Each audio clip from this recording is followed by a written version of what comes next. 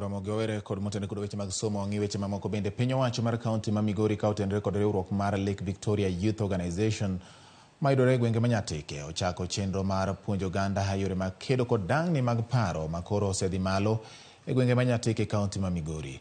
Wadani watudre kod jafwambo marwa Joma bende nitiere nyasi ni mondo mi onyiswa ni to riwruogni kaachiel kod piny owacho mar kaunti ma Migori oyango okenge mage ma giseketo e puonj margi to gin jok mage ahinya ma samoro nyalo bet ni ofwenyore ni kalo e midhiero mar dang'ni mag paro ok mane Nyatike kende to e gwenge mamoko bende ma Migori. Joma koro ni thuolo en mari nyiswa ni to weche mag tiegruok mag kedo kod dang'ni mag paro bende osebedo achiedh nade ma omako gwenge mopogore opogore pacho kaka kawuono kaunti ma Migori kod riwruok ma bende neno ni ochiw puonj ni dhi nyime kod keto kenge e gwenge ma Nyatike. Gin okenge mage moseketi to dipone jolony machiwo puonj ma kama wacho ang'o ni ema osebedo ka jiwo kendo jimbo dang'ni mag paro e kind oganda Joma. Erokamano Batia winji makare kowuok mag ong'ere sub county ma Nyatike kwang'io lipot ma bende osebed ka igolo kod migao mar thieth e kaunti ma Migori yango ni wechego kata dang'ni mar paro osebedo kadhi malo ka wang'io lipot mar higa mar 2019 yango ni ji maromo 1,117 noyud kod tuoni ka jogo ma higa mar 2021 ji maromo 1,770 noyud kod tuono mar dang'ni mag paro mago manochopo kuondego mag thieth mar manyo kony ka higa mar 2020 maromo 1,900 e kaunti ma Migori mangima bende ochopo kuondego mag thieth mar manyo kony ka otende kod dang'ni mar paro ka bende memo osemiyo migao mar thieth kod migepe moko mago mag piny owacho osewuoko mar kedo kod midhierni to ahinya gwego mag Nyatike ka bende chieng' ma kawuono wantie nyasi ma bende koro okelo oganda kamoro achiel ma thoro maduong' en mar puonjogi ni to en yore mage minyalo tigo e geng'o tuono mar dang'ni mag paro mosebedo midhiero to ahinya e kaunti ma Migori. Antiere kod achiel kuom apisas mawuok e migao mar thieth e kaunti ma Migori modwa ni mondo koro wayang' ne to e gwenge mag Nyatike kama orito ang'o ahinya makelo dang'ni mag paro gi to kenge mage magiseketo kaka migao mar kedo kod tuono mar dang'ni mag paro bende thoth oganda nyaka sani koro osebedo ka yudo to ahinya e gwenge mag Nyatike. Achiel kachiel adwa ni mondo achak kodi chori machiegni ni chung' ka king'iyo kacha mapiyo piyo adwa ni chak na gi nyingi mokwongo to wang'e ne gwenge mag Nyatike mirito tuo mar dang'ni mag paro chalo nade kwan joma yude chalo nade?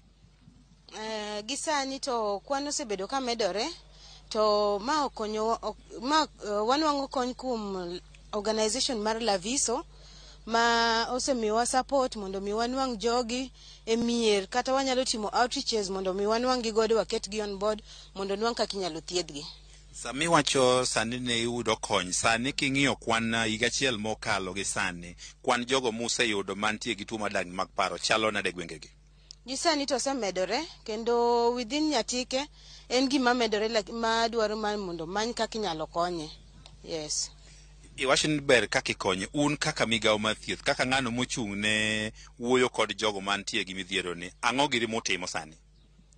Gimitimo sani kwasemanyo gi e kor mier en kelogi ithiedhogi Laviso miyogi support korka school fees Laviso miyogi support gi kata mana pesa ma ng'ato nyalo chako godo ohala kosedhi maber to bora ni en wang'o ohala niwach achiel kuom gima kelo shida mar wich mawilore inwang'o ni en koso pesa kata dhier koro wadwa ni mondo wamany kaka dhier ni wanyalo konyo.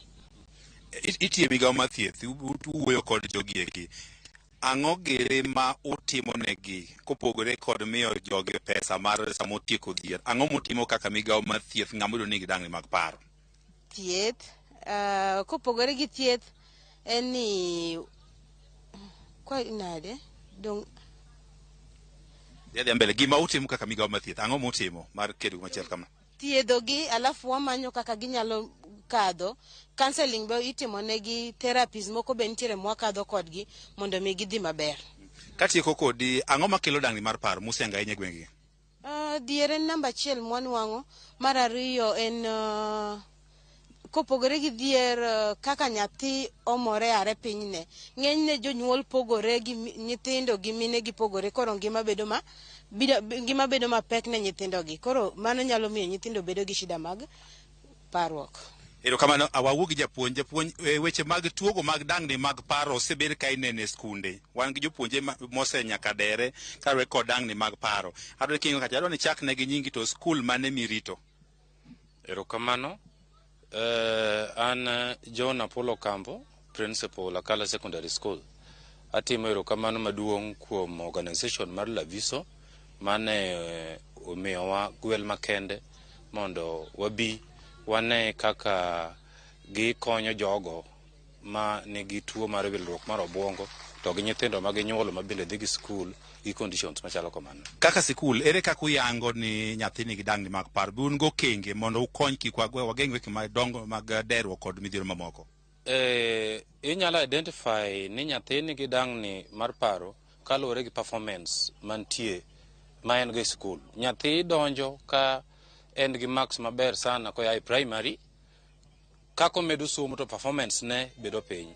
To bende nitiere nyithindo moko makar mondo mi odhi tugi jowetegi osiko bedo mana kar kende.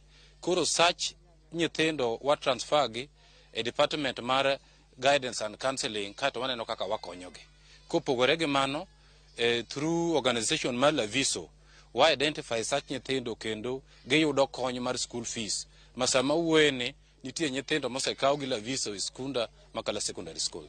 Iwacho weche mag guidance counseling kata wuoyo kodgi. Skunde be nitiere kod ji manyalo timo magi, manyalo wuoyo gi nyithindo gi mar geng'o tuoche gi mag dangni mag paro. Adieri mantie, guidance and counseling skills mwatiyo go e sikunde gin gik mane wasomo kane wa trained as teachers. Apart from that, wadhi for occasional reinforcement, but jok mobedo posted specifically to do with guidance and counseling in schools podonge nyaka sani skunde mag serikal.